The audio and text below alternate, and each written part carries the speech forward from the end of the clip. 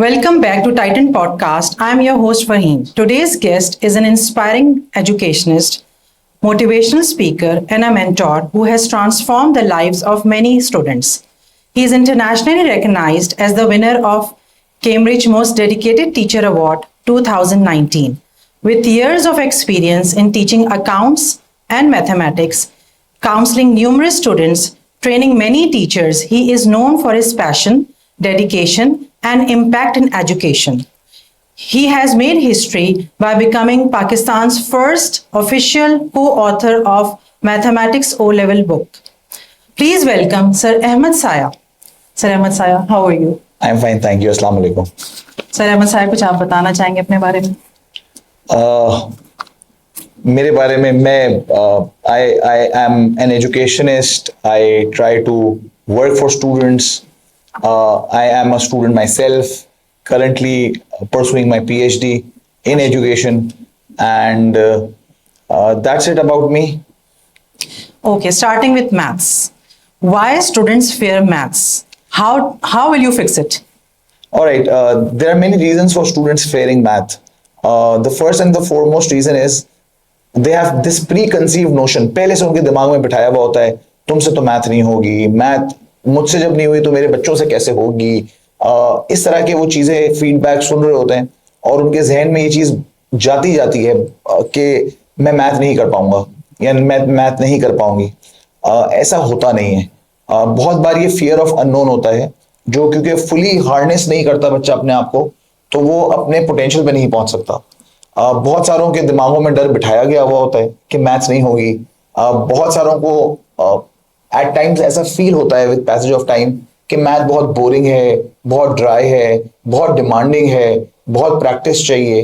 There are lots of reasons and lots of connotations attached to it that causes students not to like math.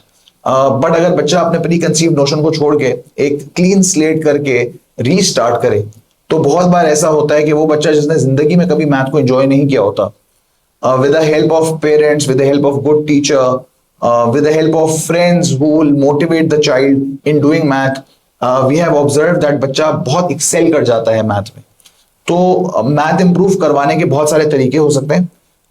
उसमें एक तरीका ये है कि बच्चे को उसमें इंटरेस्ट पैदा करवाया जाए using practical real life example जो वो डेली बेसिस पे करता है, और उसको कनेक्शन पैदा किया जाए कि देखो ये जो तुम डेली बेसिस पे काम कर रहे हो ये मैथ ही तो है। या उसको वंस वो कॉन्सेप्ट डेवलप करवा के किसी भी टॉपिक का उसमें रियल लाइफ एग्जांपल्स को डाल के उसके बाद उसकी इतनी रिगरस प्रैक्टिस करवा दी जाए कि वो उसको फिंगर टिप्स पे आना शुरू हो जाए, प्लस उसको मोटिवेट किया जाए टाइम एंड अगेन, तो आई थिंक बच्चा मैथ में काफी इंप्रूव कर जाता है, वो फिक्स हो जाती है। Yes, I agree that everyone is not made for math. हर किसी का मैथमेटिकल एक्यूमेन नहीं होता। There are certain students who are outstanding in math, उनको वो innate ability मिली भी होती है, वो गिफ्टेड होते हैं नंबर्स के साथ। कुछ बच्चे होते हैं जो नंबर्स के साथ गिफ्टेड नहीं होते, किसी और सब्जेक्ट्स में गिफ्टेड होते हैं, म्यूजिक में गिफ्टेड होते हैं, आर्ट्स में गिफ्टेड होते हैं, साइंसेज में गिफ्टेड होते हैं, लिंग्विस्टिक स्किल्स में गिफ्टेड होते हैं। तो हर किसी की अपनी स्ट्रेंथ्स हैं, वीकनेसेस हैं, इंक्लिनेशंस हैं।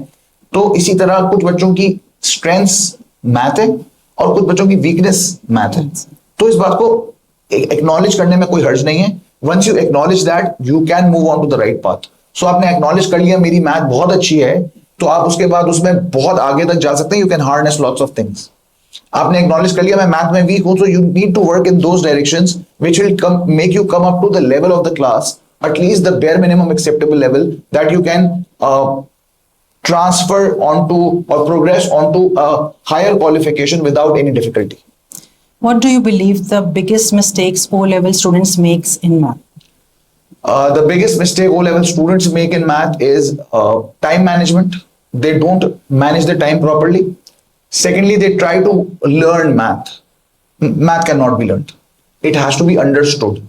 Once it is understood, it can be applied.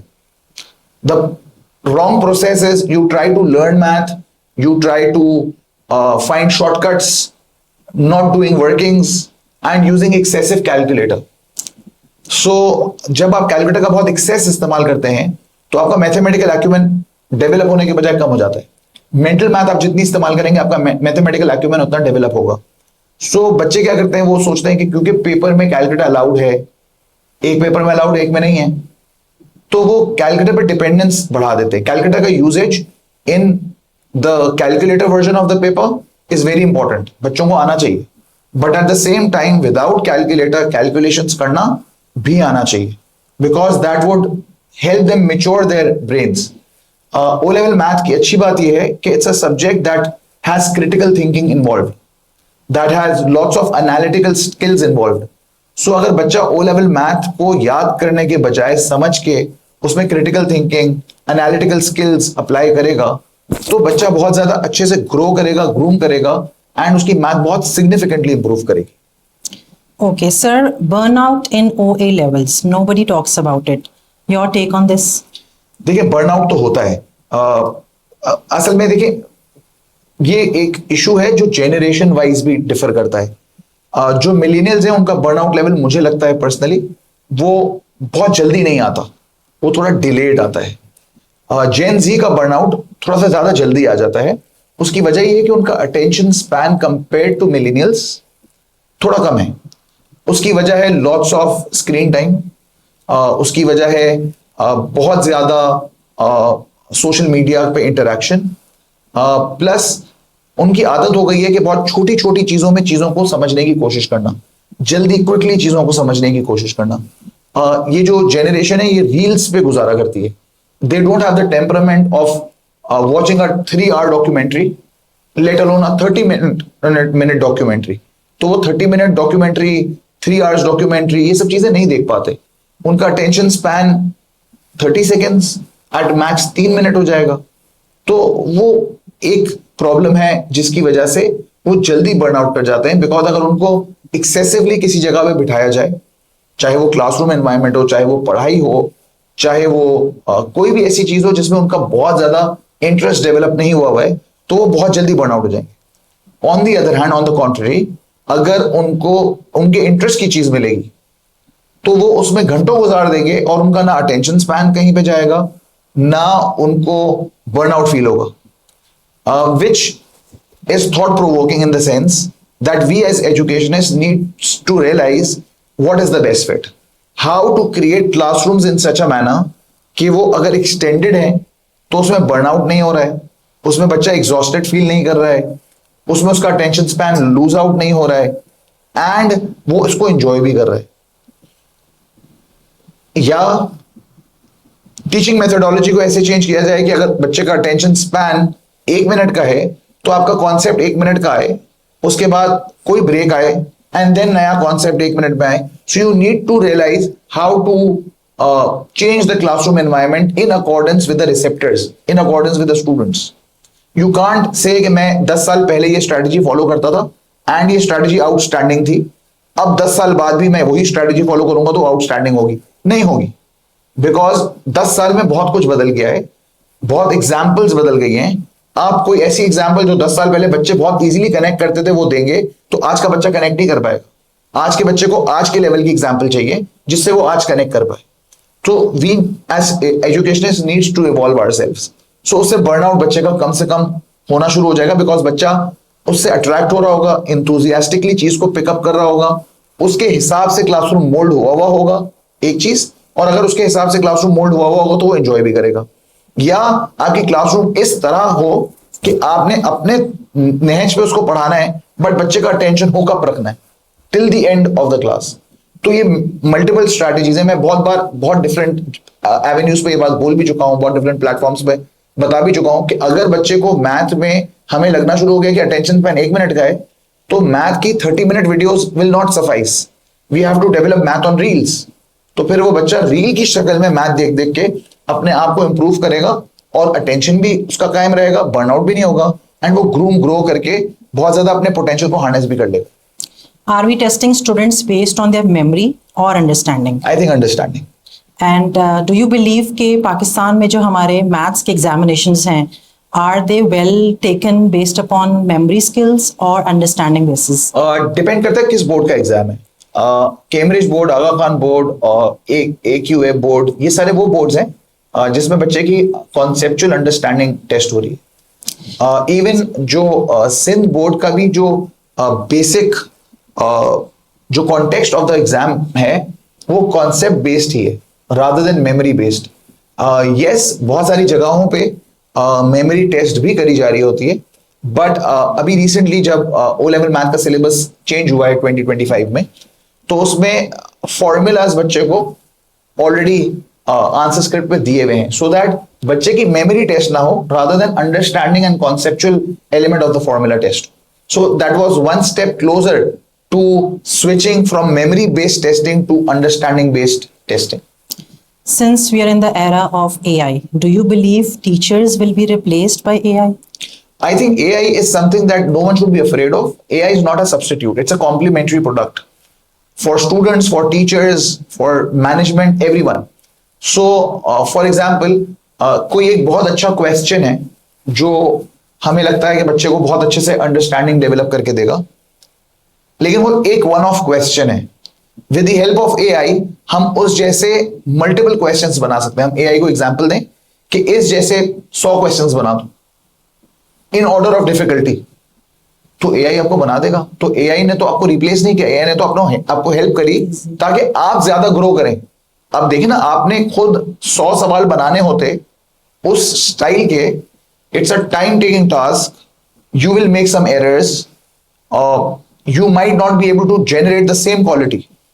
AI को आपने बोला 100 सवाल इस क्वालिटी के बनाओ in increasing level of difficulty, तो वो आपको मुश्किल से 2 मिनट में बना देगा।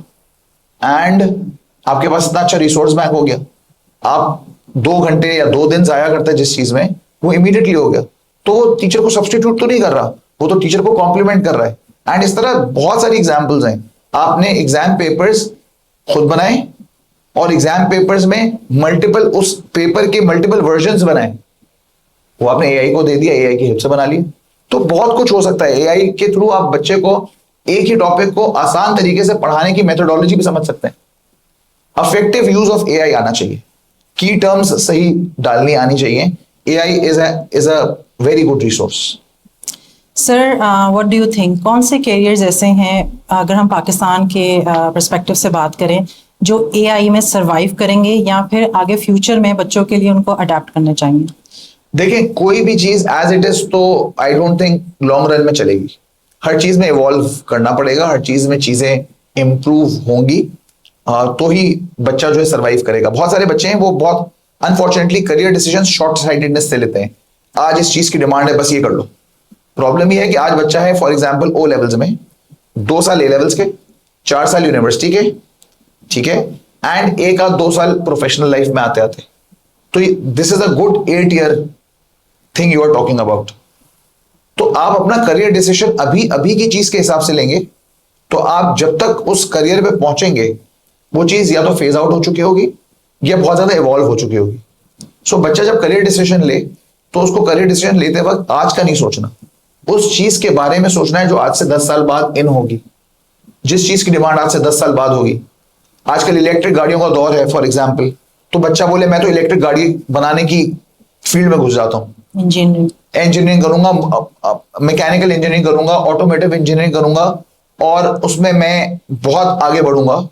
तो highly likely by the time वो पहुंचेगा अपने करियर में, इलेक्ट्रिक कार्स के बदले कुछ और आ चुका होगा, सोलर कार्स आ चुकी होंगी, उड़ने वाली गाड़ियां आ चुकी होंगी, एक्वा कार्स आ चुकी होंगी, बहुत कुछ हो सकता है, हमें तो नहीं पता।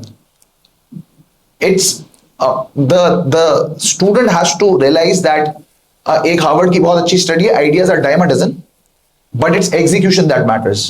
तो जितना अच्छा आइडिया होगा और उसके बाद उसकी जितनी अच्छी एग्जीक्यूशन होगी और उसको कौन एग्जीक्यूट करेगा, ये सारी चीजें हैं जो रोल प्ले करेंगी। क्रिटिकल थिंकिंग जिस बच्चे की अच्छी होगी, एनालिटिकल स्किल्स जिस बच्चे की अच्छी होंगी, वो फ्यूचर में बहुत सारी फील्ड्स में सर्वाइव कर पाएगा। लेकिन अगर कोई बच्चा सिर्फ वो चीज करना चाहता है जो उसको इंस्ट्रक्ट करी जाती है, एंड ही और she can not go beyond that, can not think beyond that, उसका सर्वाइव करना फ्यूचर में मुश्किल होगा। सर, मेरे पास स्टूडेंट्स के बहुत सारी क्वेरीज आती हैं related to SATs. Do you think SATs should be given right after O levels, right after AS? What is the suitable time of giving SATs? और O level A level maths कितना help करता है एसएटीज के लिए? अच्छा देखिए, पहले सवाल आपका कि एसएटीज कब देना चाहिए, इसमें डिफरेंस ऑफ ओपिनियन हो सकता है लोगों का, मुझे लगता है the ideal time to give SATs is after your AS level. आपके एएस लेवल के एग्जाम्स खत्म हो, उसके बाद आपके पास अच्छा जून जुलाई का महीना होगा तैयारी करने के लिए, एंड जून जुलाई के बाद जो पहला सेशन हो एसएटीज का उसमें दे देना चाहिए एसएटी, ताकि आपके पास अगर खुदा ना खास्ता score up to the mark नहीं आता, you have the margin of repeating it, but as early as possible. Because otherwise अगर बच्चा फॉर एग्जाम्पल A2 में जाके एसएटीज देता है, A2 स्टार्ट हो गया उसके बाद, तो उसकी A2 की पढ़ाई बहुत ज्यादा अफेक्ट हो जाती है। इसी तरह वो बच्चा जो O लेवल्स के बाद एसएटीज में आता है, बहुत बार ऐसा देखा गया वो उस वक्त तक उस राइट फ्रेम ऑफ माइंड में नहीं होता कि वो एसएटीज दे पाए, ना उसके पास उसकी इंपॉर्टेंस का इतना ज्यादा अंदाजा होता है। So my advice, my suggestion, and that's once again my personal belief, I think AS के फौरन बाद एसएटी देना सबसे बेहतर है। आपका दूसरा सवाल इसमें कि एसएटी में O levels and A levels की मैथ कितनी हेल्पफुल होती है, काफी हेल्पफुल होती है, बट उसको एसएटी की जो मैथ है उसको करने की बहुत सारी ट्रिक्स एंड टिप्स होती हैं। अगर बच्चे को वो ट्रिक्स आती होंगी तो वो बहुत स्पीड में चीजों को कर लेगा। देखिए A लेवल में मेथड मार्क्स होते हैं और बच्चे को वर्किंग शो करनी होती है और उसने उस मेथड को फॉलो करते हुए अपने आंसर तक पहुंचना होता है। एसएटी में मेथड मार्क्स नहीं है, it's the correct answer that will give you marks, wrong answer that will take away marks. So दोनों के पढ़ने की स्ट्रैटेजीज डिफरेंट है, दोनों को पढ़ाने की स्ट्रैटेजीज डिफरेंट है, बट यस दोनों एक दूसरे को हेल्प करती हैं। किसी बच्चे ने एसएटी मैथ करी हुई है तो उसको OA लेवल की मैथ हेल्पफुल होगी, और इसी तरह OA लेवल की मैथ एसएटी में हेल्पफुल होगी। So they both help each other, but they both have a different teaching methodology all together. Okay sir, अगर आप एडवाइस करना चाहें अपने O लेवल स्टूडेंट्स को during summer vacation, since vacations have started, कि इनको अपने फ्यूचर अपॉर्चुनिटीज को एक्सप्लोर करना है, उनको बेटर करना है, तो what should be the ideal thing they should be doing during summer vacations? सबसे पहला काम, go on to the journey of self discovery. अपने आप को पहचाने पहले। बहुत सारे बच्चे ये बात जान ही नहीं सकते, पहचान ही नहीं सकते कि why, what is the reason of their existence. उनका होने का मकसद क्या है, वो अपनी जिंदगी से क्या करना चाहते हैं, उनकी अपनी स्ट्रेंथ्स क्या हैं, वीकनेसेस क्या हैं, इंक्लिनेशंस क्या हैं, एप्टीट्यूड्स क्या हैं, वो क्या करना चाहते हैं, क्या बनना चाहते हैं, एंड क्यों। The most important question is why they want to become what they want to become. बहुत सारे लोग ऐसे होते हैं, बहुत सारे बच्चे ऐसे होते हैं जो कुछ कर रहे हैं वो क्यों कर रहे हैं उनको नहीं पता। उनके एल्डर सिबलिंग्स कर रहे हैं तो उन्होंने कर लिया, उनके पेरेंट्स ने बोला तो उन्होंने कर लिया, उनके टीचर्स ने इंस्पायर किया तो उन्होंने कर लिया, उनके फ्रेंड्स कर रहे हैं तो उन्होंने कर लिया। मसला यह है कि they are not living their someone else's life, they are living their life. They need to identify उनके लिए क्या अच्छा है based on their own aptitudes. हर बंदा एक चीज में अच्छा नहीं होगा। There is no one size that fits all. There will be no one career pathway that will be good for everyone. So student need to realize उसके लिए क्या अच्छा है, एंड उसमें दो चीजें होती हैं, विलिंगनेस एंड एबिलिटी। अगर एक बच्चे के अंदर एक चीज को करने की विलिंगनेस है बट एबिलिटी नहीं है तो वो सक्सेसफुल नहीं होगा। एक बच्चे के अंदर एक चीज को करने की एबिलिटी है बट विलिंगनेस नहीं है, वंस अगेन वो बहुत सक्सेसफुल नहीं होगा। सक्सेसफुल कब होगा, जब उसकी विलिंगनेस एंड एबिलिटी कोइंसाइड करेगी, उसको वो करने में मजा आ रहा है जिसको करने की उसके अंदर सलाहियत है। एक चीज को करने में मजा आ रहा है लेकिन उसको करने में सलाहियत नहीं है। एक बच्चे को क्रिकेटर बनना है, वो क्रिकेटर बनने की बहुत कोशिश कर रहा है, शौक है, विलिंगनेस है, but he does not have the ability to become one. इसी तरह एक बच्चा है, उसको बहुत ज्यादा फॉर एग्जाम्पल अकाउंटिंग करने में मजा आता है, he has the ability to do accounting very well but he is not willing to become a chartered accountant। तो विलिंगनेस नहीं है, एबिलिटी है, तो भी वो बहुत सक्सेसफुल नहीं होगा। लेकिन अगर उसको कोई ऐसी चीज है, फॉर एग्जांपल आर्किटेक्चर है, उसको करने में भी मजा आता है, उसके अंदर एबिलिटी भी है। फॉर एग्जांपल उसके अंदर आर्गुमेंटेटिव स्किल्स बहुत अच्छे हैं, उसको लॉ करने का शौक भी है और उसको लॉ करने का में मजा भी आता है, लॉ प्रैक्टिस, लॉ से रिलेटेड चीजों में मजा भी आता है, तो उसकी विलिंगनेस एंड एबिलिटी कोइंसाइड कर जाएगी तो वो बहुत सक्सेसफुल हो जाएगा। So the student needs to go on to the journey of self discovery during this summer break, कि ऐसा क्या है जो मुझे करने में मजा भी आता है और ऐसा क्या है जो करने की मेरे अंदर सलाहियत भी है, विलिंगनेस भी है, एबिलिटी भी है, and then choose the career pathway according to that, the बच्चा is bound to become successful. Sir, students going towards A2 and then the next journey will be university placements. आप उनको क्या advice करेंगे कि in summer vacations को कैसे utilise करें regarding any volunteer work, any international competitions that will be coming up, या फिर कोई ऐसी चीज जो उनके करियर पाथवे के लिए ईजियर, इस रूट को ईजी बना दे? अच्छा, समर ब्रेक को अच्छे से यूटिलाइज करने का तरीका ये होता है कि पहले तो जिस फील्ड में आप, अगर फॉर एग्जांपल ओ लेवल्स का बच्चा है, उसको ए लेवल्स में जाना है, तो वो जिस फील्ड में जो सब्जेक्ट कॉम्बिनेशन चूज करना चाह रहा है उसके बारे में थोड़ी सी रिसर्च करना शुरू कर दे, प्लस उससे रिलेटेड कोई शॉर्ट कोर्सेज वगैरह हैं तो उनको कर ले. एएस वाला स्टूडेंट है तो एसएटी पे फोकस करे, एसएटी दे दे. उसके अलावा यूनिवर्सिटी एप्लीकेशंस पे भी तवज्जो देना शुरू करे.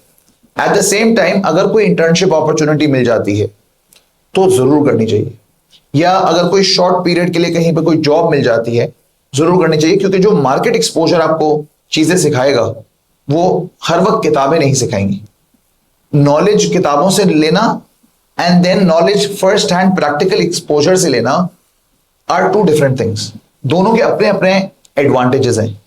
बुक की knowledge will give you lots of things to understand. Practical life की understanding will make you street smart, will teach you holistic development of your personality, and आप बहुत कुछ अच्छे से अचीव कर सकेंगे. अपार्ट फ्रॉम एसएटीज, कोई ऐसे टेस्ट हैं जो कि बहुत एप्लीकेबल हों इंटरनेशनल यूनिवर्सिटीज़ के लिए भी and for local universities, national universities, जो कि एक एएस के स्टूडेंट को ज़रूर देने चाहिए? आई थिंक एएस स्टूडेंट्स को देखिए, डिफरेंट मैथ के competitions, for example kangaroo math हो गया, यूक्लिड हो गया, इसके अलावा मैथ ओलंपियाड्स होते हैं, उसमें बच्चों को पार्टिसिपेट करना चाहिए अगर उनका मैथमेटिकल इंटरेस्ट है. और उसके अलावा बहुत सारे बिजनेस कॉम्पिटिशन्स होते हैं, लम्स करवाता है YLES के नाम से. इसके अलावा बहुत सारे और डिफरेंट कॉम्पिटिशन्स होते हैं जिसमें बच्चे पार्टिसिपेट कर सकते हैं अपनी फील्ड से रिलेटेड.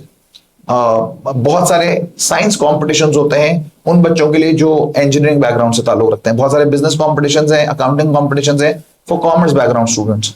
बहुत सारे मैथमेटिकल कॉम्पिटिशन्स हैं for all types of students who have mathematical interest. So उन सारे कॉम्पिटिशन्स पे वॉच आउट करें उनको और उनमें पार्टिसिपेट करें, just for the sake of learning. नहीं जीतेंगे कोई मसला नहीं है, सीखेंगे तो सही. So I think the student should keep an eye on all the possible competitions and take part in it.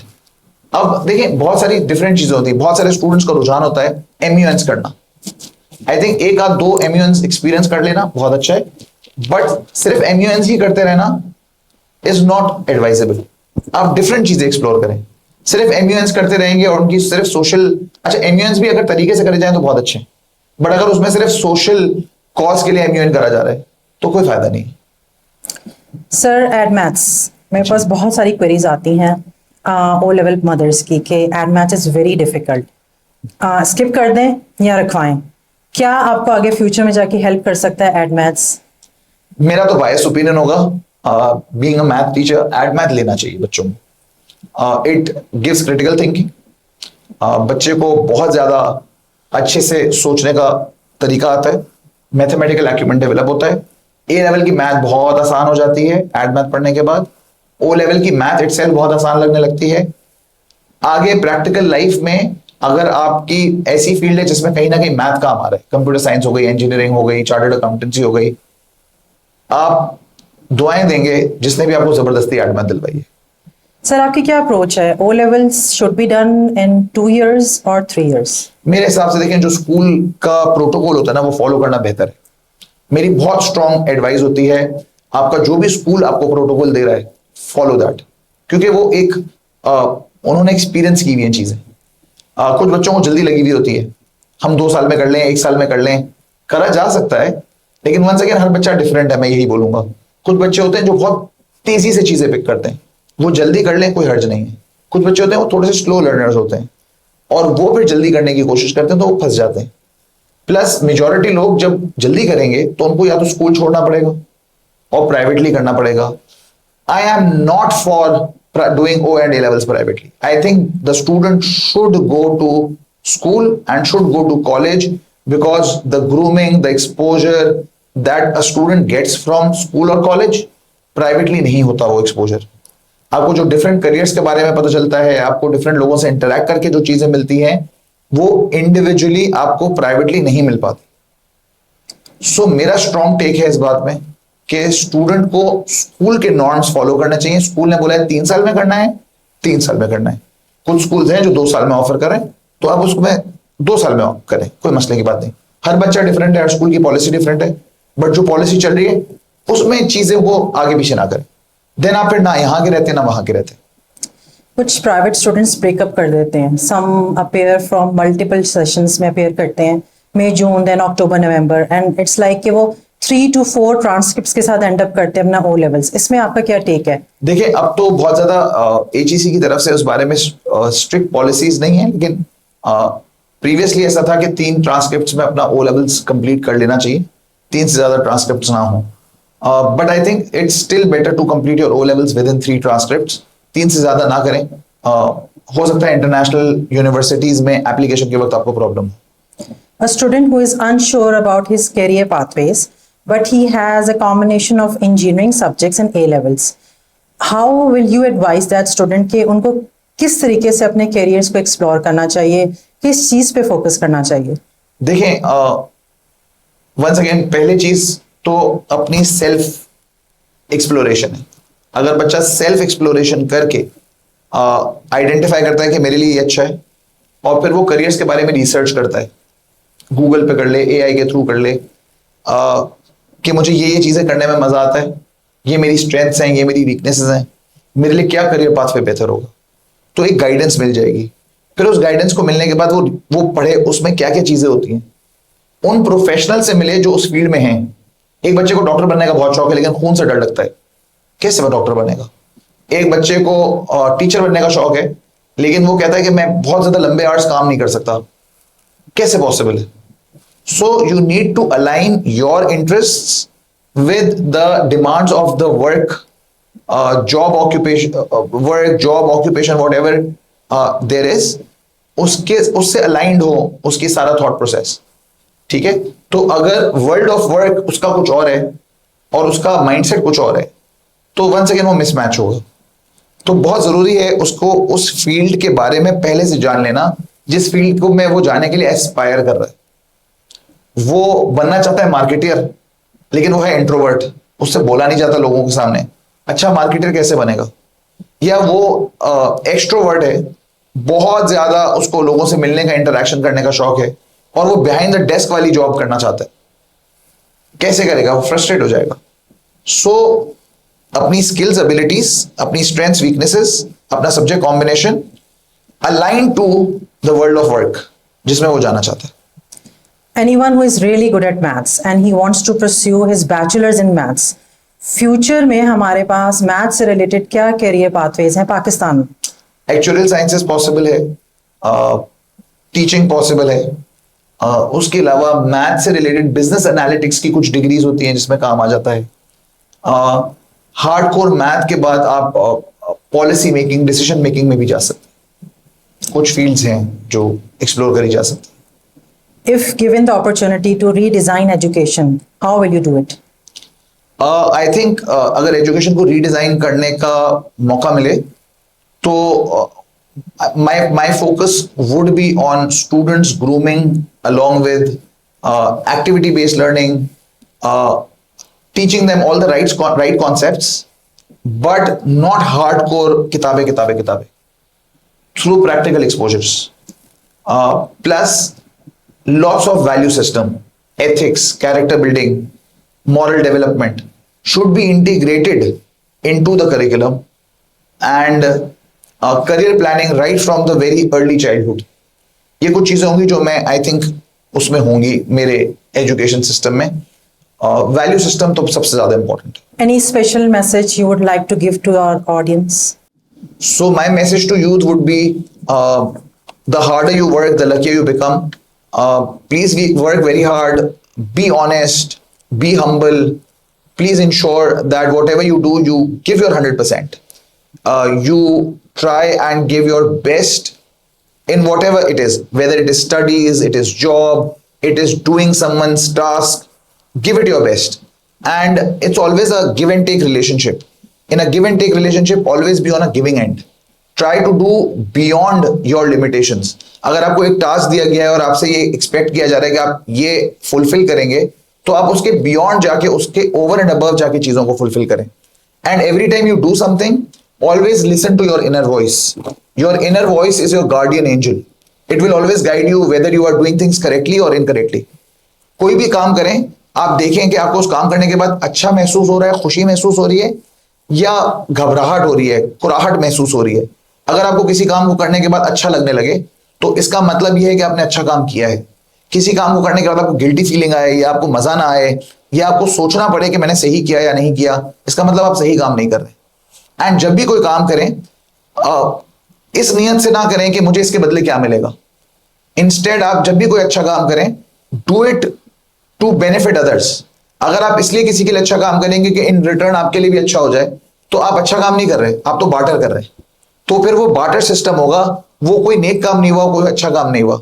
So my advice to people would be that please whatever you do it with your 100%, without expecting anything in return. And whenever you do something, always check whether you are feeling good about it or not. If you are feeling good about it, you are doing things very right. Plus, be patriotic. अपने मुल्क के लिए काम करें, अपने मुल्क को give back to the society. You are born in a free state, so you don't know the sufferings of people of Gaza, Kashmir, Bosnia, Palestine, because you are safe. You know कि आप रात को सोएंगे तो सुबह आप पे बमबारी नहीं हो रही होगी. So you don't know the difficulties of not being in a free state. So since you are born in a free state, you are indebted to your country, that you will give back to the country. Brain drain avoid करें. कोशिश करें कि अपनी सलाहियतों से, अपनी abilities से अपने मुल्क को फायदा पहुंचाएं, rather than अपनी सलाहियतों को लेके किसी और मुल्क चले जाएं, उन मुल्क को फायदा पहुंचाएं और आपका मुल्क आपकी सलाहियतों से महरूम रह जाए. So be patriotic, be there for the country. The country is definitely in need of youth who will take the country out of the misery and take it to the new heights.